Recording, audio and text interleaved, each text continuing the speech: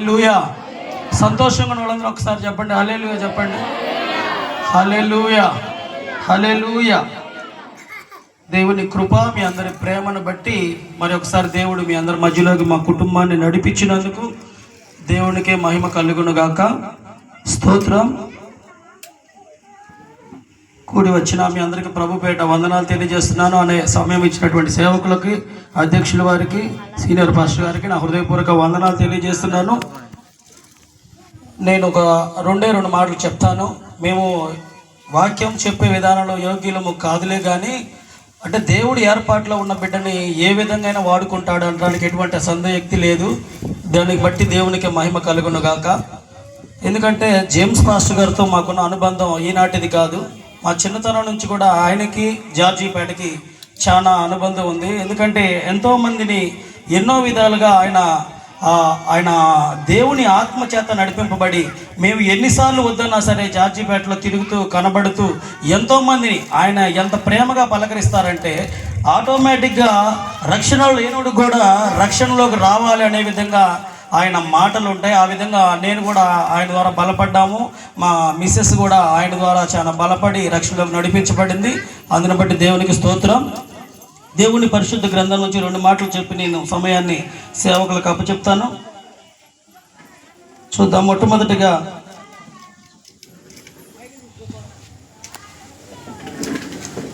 ఇర్మియా గ్రంథము, దేవుని పరిశుద్ధ గ్రంథములో నుంచి ఇర్మియా గ్రంథము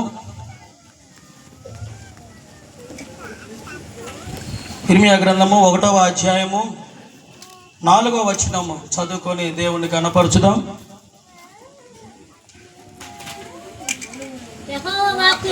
యెహోవా వాక్కు నాకు ప్రత్యక్షమై ఇలాగు సెలవిచ్చెను, గర్భములో నేను నిన్ను నిరూపింపక మునిపే నిన్ను ఎరిగితిని, నీవు గర్భము నుండి బయలుపడక మునిపే నేను నిన్ను ప్రతిష్ఠించితిని, జనములకు ప్రవక్తగా నిన్ను నియమించితిని. చాలండి. దేవుని పరిశుద్ధ లేఖనం చదువుతుంది. ఇర్మియా ప్రవక్త చెప్తున్నాడు, యెహోవా వాక్కు నాకు ప్రత్యక్షమై ఇలాగ సెలవిచ్చును, గర్భములో నేను నిరూపింపక మునిపే. అంటే దేవుని ప్రణాళికలో ఎవరైతే ఉంటారో, దేవుని ఆలోచన ఏ విధంగా అయితే ఉంటుందో అది బలంగా రావడానికి కారణం అనేది ఈ గర్భములో మనం పుట్టక మునిపే మన ప్రణాళిక, మన ఆలోచన, మన నడవడిక, మనం ఎలా ఉండాలి ఏంటి అనేది దేవుడు ఒక ప్రణాళిక రచించాడండి. ఆ ప్రణాళిక రచించడంలో నేనంటాను జేమ్స్ పాస్టర్ గారు కూడా దేవుని కృపలో ఉన్నాడని అనుకుంటాను. ఎందుకంటే ఆయన ప్రణాళిక లేకపోతే ఇంత పెద్ద దైవజనులుగా ఆయన రాలేరు. ఎందుకంటే ఆయన ఎంతో అవమానాలు, ఎన్నో నిందలు, సేవ చేయడం అంటే చాలా కఠినమైన శ్రమలండి. సేవ చేయడం అంటే ఆషామాషి కాదు.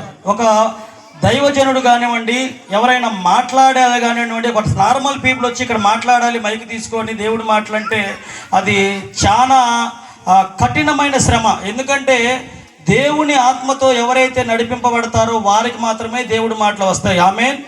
నమ్మిన వాళ్ళందరూ ఆమేన్ చెప్దామా? ఆమేన్. హల్లెలూయా. నీవు గర్భము నుండి బయలుపడక మునిపే నేను నిన్ను ప్రతిష్ఠించితిని, జనములకు ప్రవక్తగా నిన్ను నియమించాడంటండి. ప్రవక్తగా నియమించాడు. యాజకులు ప్రవక్తలు అనేది ఇద్దరు ఒకటైనా సరే దేవుడు చేసుకున్నది సంకల్పం ఏంటంటే దేవుడి ప్రణాళికలు ఎవరైతే ఉన్నారో వాళ్ళకి వివిధమైన పరిచర్యలు అప్పచెప్పాడండి దేవుడు. ఎందుకంటే చేపలు వేసే దగ్గర నుంచి చర్చి మూసేదాకా కూడా ప్రతి ఒక్కది కూడా పరిచర్యే. ఎందుకంటే దేవుని పరిశుద్ధ లేఖనం చెబుతుంది, ప్రవక్తగా ఆల్రెడీ దేవుడు గర్భములో జేమ్స్ గారిని నిరూపించాడని నేను రూఢిగా నమ్ముచున్నాను. హల్లెలూయా హల్లెలూయా. ఎందుకంటే దేవుడు నిరూపించబడ్డాడు కాబట్టే ఆనాటి శ్రమల నుంచి ఇప్పటికి 4 సంవత్సరాలు అయ్యగారు మన మధ్య నుంచి వీడిపోయి ప్రభు సన్నిధికి చేరి 4 సంవత్సరాలు అయింది. నేను నిన్న మార్క్ పాస్టర్ గారు మా ఇంటికి వస్తే అడిగాను, ఎన్ని సంవత్సరాలు అయింది సార్ అని. మర్చిపోయాను యాక్చువల్గా. 4 సంవత్సరాలు అయిందండి అన్నాడు. అప్పుడే 4 సంవత్సరాలు అయిందండి. నిన్నగాక మనమే కదండి మనం మాట్లాడుకున్నాము, లాస్ట్ మీటింగ్లు పెట్టాము, అప్పుడు ఉన్నాడు కదండి అనుకొని కొద్దిగా ఆయన్ని అంటే జ్ఞాపకం చేసుకున్నాం. ఎందుకు జ్ఞాపకం చేసుకున్నాం అంటే ఒక నార్మల్ పీపుల్ మనం ఎప్పుడు జ్ఞాపకం చేసుకోం. రోడ్డు మీద ఎంతోమంది తిరుగుతున్నారు, ఎంతోమంది వెళుతున్నారు, వాళ్ళందరినీ మనం జ్ఞాపకం చేసుకుంటామండి? చేసుకోలేం. ఎవరి పని వాళ్ళది, ఎవరి సంపాదన వాళ్ళది, ఎవరి కుటుంబం వాళ్ళది. కానీ దేవుని కృపలో ఎవరైతే దేవుడి చేత అభిషేకించబడ్డారో, అందుకే దేవుని పరిశుద్ధ లేఖనం చెబుతుంది, నీతిమంతుడిని జ్ఞాపకం చేసుకునుట ఆశీర్వాదకరం. హల్లెలూయా. నీతిమంతుడిగా దేవుని యందు నిరూపించబడ్డాడు కాబట్టే అయ్యగారు ఈరోజు మన మధ్యలో లేకపోయినా ఆయన గురించి మనం చెప్పుకున్నామంటే దేవుడు నీతిమంతుడిగా ఆయన తీర్చబడ్డాడు. ఆమేన్, ఆమేన్, హల్లెలూయా. అలాగే ఇంకొక రెఫరెన్స్ మీకు చూపిస్తాను. కీర్తనల గ్రంథము, దేవుని పరిశుద్ధ లేఖనం నుంచి కీర్తనల గ్రంథము 116వ అధ్యాయము 17వ వచనం. యెహోవా భక్తుల మరణము ఆయన దృష్టికి విలువ గలదంటండి. యెహోవా భక్తుల మరణము ఆయన దృష్టికి చాలా విలువ గలదంట. అంటే మనం పర్టికులర్గా గమనించవలసిన అంశం ఏంటంటే, యెహోవా భక్తుల మరణము, కీర్తనకారుడైన దావీదు చెప్తున్నాడు, యెహోవా భక్తుల మరణము ఆయన దృష్టికి విలువ గలదంట. ఎందుకు ఆయన దృష్టికి విలువ గలది అంటే, యెహోవా చేత నిర్మించబడే ప్రతి ఒక్కరం కూడా ఆయన చేతుల చేత, ఆయన బంకమన్ను చేత మనం అందరం కూడా నిరూపించబడ్డాం. ఆయన జీవాత్మ ఊతేనే మనం అందరం కూడా మనుషులు అయ్యాం. కానీ దేవుని లేఖనం ఏం చెబుతుంది, యెహోవా భక్తులు అంటుంది. పర్టికులర్గా యెహోవా భక్తులే అంటుంది. అంటే ఈ లోకంలో ఎంతోమంది ఉన్నారు, ఎంతో అన్యజనులు ఉన్నారు, క్రిస్టియన్స్ ఉన్నారు, ముస్లిమ్స్ ఉన్నారు, what ever it may be, ఎవరైనా సరే చాలా అందరూ కూడా మనుషులు దేవుని సూచించిన సృష్టిలో నుంచి వచ్చిన వారే కాబట్టి. కానీ యెహోవా భక్తుల మరణము ఆయన దృష్టికి విలువ గలదంటండి. ఎందుకు విలువ గలదంటే ఒకసారి తెలుసుకుందాం. ఎందుకంటే ఆ యెహోవా భక్తుల మరణం ఆయన దృష్టికి ఎందుకు విలువైందంటే నేను ఒక మాట చెప్తాను, ఒకసారి చూద్దాం. మత్తయి సువార్త 6వ అధ్యాయము, మత్తయి సువార్త 6వ అధ్యాయము 19వ వచనం 20వ వచనం, 2 అధ్యాయాలు చదువుకుందాం. 2 వచనాలు. భూమి మీద మీ కొరకు ధనమును కూర్చుకొనవద్దు, ఇక్కడ చిమ్మెటయు తుప్పును తినివేయును, దొంగలు కన్నము వేసి దొంగిలించెదరు. పరలోకమందు మీ కొరకు ధనమును కూర్చుకొనుడి, అచ్చట చిమెట అయినను తుప్పు అయినను దానిని తినివేయదు, దొంగలు కన్నము వేసి దొంగిలారు. చాలండి, చాలండి. చూసారండి, యెహోవా భక్తుల్లో ఆయనకు చాలా విలువైనదంట. ఆయన మరణం ఎంత విలువైనదంటే, ఎందుకంటే మరణము విలువైంది అంటున్నాడంటే, భూమి మీద మీ కొరకు ధనము కూర్చుకొనవద్దు. నాకు పాస్టర్ గారిని, జేమ్స్ అయ్య గారిని చూస్తే నాకు అనిపిస్తుంది, ఎంతోమంది సేవకుల్ని నేను ఇప్పుడున్న దినాల్లో చూశాను, బిఫోర్లో కూడా చూశానండి. పాస్టర్ గారిలో ఉన్న గొప్పతనం ఏంటంటే ఆయన కొరకు ధనాన్ని సమకూర్చుకోలేదండి. నేను నిజంగా చెప్తున్నాను, నేను ఎంతోమంది దైవ సేవకులు చూశాను, ఎన్నో చర్చిలకు వెళ్ళాను, ఎంతోమంది పాస్టర్లతో నేను కలిసి నడుస్తున్నాను ప్రస్తుతం. కానీ దైవ సేవకులుగా జేమ్స్ గారు ఎప్పుడైతే దేవుని బిడ్డగా ఆయన దేవునిలోకి వచ్చాడో ఆ రోజు నుంచి కూడా ఈ రోజు వరకు భూమి మీద తన కొరకు కానివ్వండి, తన కుటుంబం కొరకు కానివ్వండి, తన పిల్లల కొరకు కానివ్వండి, ధనమును మాత్రం సమకూర్చుకోలేదండి. నమ్ముతారా? ఆమేన్. ఎందుకంటే ఈ రోజుల్లో సేవకులు ఎలా ఉన్నారో మనం అందరం చూస్తున్నాం. సేవ అంటేనే ఈ రోజులు ఎలా ఉందంటే, మనకి అన్యజనుల నామాల్లో మన నామం అవమానపరచబడుతుంది. ఎందుకంటే కొంతమంది దైవజనులు అలాగా ఉంటున్నారు కాబట్టి. కానీ నేను చెప్తాను, అంటే అందరు పాస్టర్లు నేను అంటలేదు, కానీ కొంతమంది దేవుణ్ణి నమ్ముకొని యథార్థంగా సేవ చేసిన వాళ్ళు. ఎందుకంటే ఆ రోజులలో కానుకలు రావడమే అంతంత మాత్రం, ఆ కానుకలను కూడా కుటుంబాన్ని పోషించుకుంటా, కుటుంబంలో నుంచి అక్కర్లు తీర్చుకుంటా, ఎక్కడో సీతమ్మ కాలనీలోంచి జార్జీపేటలో ఉంటా, దేవుడి ప్రణాళిక, ఆయన ఆలోచన చొప్పున ఇక్కడికి వచ్చి సేవ చేస్తున్నాడంటే అది మామూలు విషయం కాదండి. ఈ రోజుల్లో మనం ఇక్కడి నుంచి వెళ్ళి ఎక్కడికన్నా బతకాలంటే మనం ఎన్నో ఆలోచిస్తాం. మన కుటుంబం గురించి ఆలోచిస్తాం, మన ఫ్యామిలీ గురించి ఆలోచిస్తాం, పిల్లల గురించి ఆలోచిస్తాం, మన చదువుల గురించి ఆలోచిస్తాం. కానీ ఒక దైవ సేవకుడు ఆయన దేవుని సంకల్పంలో పిలిపించబడ్డాడు అంటే ఇవన్నిటిని కూడా చూడండి. అందుకే భూమి మీద మీ కొరకు ధనమును కూర్చుకొనవద్దు అంటున్నాడు. ఇక్కడ చిమ్మెటయు తుప్పును తినివేయును, దొంగలు కన్నము వేసి దొంగిలిస్తారట. ఎప్పుడైనా చూడండి, మనము ఏది దాచిపెట్టుకున్నా మన ఇంట్లో చెదలు పడతాయి, ఇల్లు కాలిపోయినప్పుడు డబ్బులు కాలిపోతున్నాయి. అంటే ధనము ఎలాగ వ్యర్థమైపోతుందంటే అలాగా అంటే ఎటు నుంచి వచ్చిన ధనము అటే వెళ్ళిపోతుంది. కానీ దైవ సేవకులుగా వాళ్ళకు నేను చెప్పదలుచుకున్న అంశం ఏంటంటే, భూమి మీద మీ కొరకు ధనాన్ని సంపాదించుకోలేదండి. అలాగే ఇక్కడ సంపాదించుకున్న ధనం ఏదైతే ఉందో అది తుప్పు పట్టిపోతుందన్నారు, దొంగలు కళ్ళం వేస్తా అంటున్నారు, అది నిజమే.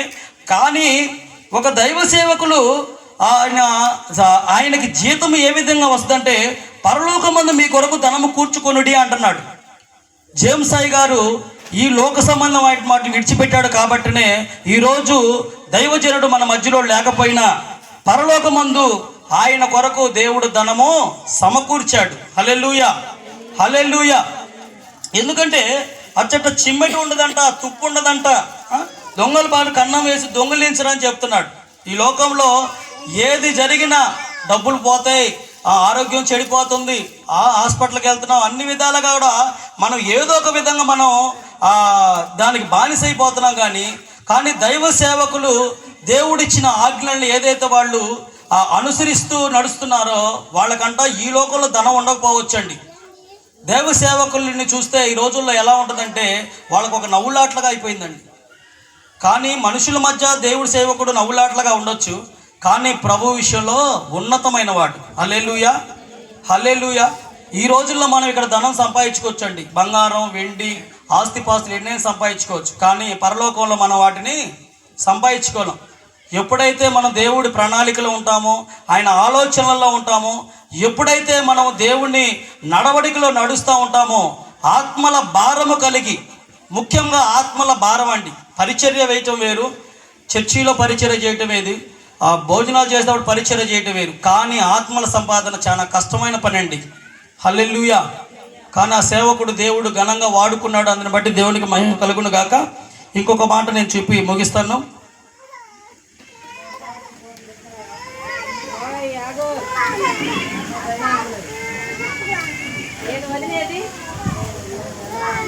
యోహాను సువార్త, దేవుని పరిశుద్ధ గ్రంథం నుంచి యోహాను సువార్త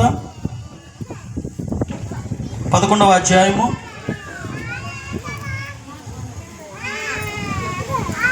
25వ వచనం చదువుకుందాం. అందుకు యేసు, పునరుద్ధానమును జీవమును నేనే, నాయందు విశ్వాసం ఉంచువాడు చనిపోయినను బ్రతుకును, బ్రతికి నాయందు విశ్వాసం ఉంచు ప్రతివాడును ఎన్నటికి చనిపోడు. ఈ మాట నమ్ముచున్నావా అని ఆమెను అడిగాను. చాలండి. దేవుని పరిశుద్ధ గ్రంథం చెప్తుంది. అందుకు యేసు అంటున్నాడండి, ఎప్పుడైతే దేవుడి సేవకుడు ఆయన ఆలోచనలో, ఆయన ప్రణాళికలో ఆత్మల భారం కలిగి ఎప్పుడైతే నడుస్తాడో, అందుకు యేసుక్రీస్తు ప్రభువారు అన్నాడు, యేసు పునరుద్ధానమును జీవమును నేనే అంటున్నాడండి. నా యందు విశ్వాసం ఉంచువాడు చనిపోయినా తిని బ్రతుకుతాడట, చనిపోయినా కానీ లేవుతాడంటాడండి. దేవునికి స్తోత్రం. ఎందుకంటే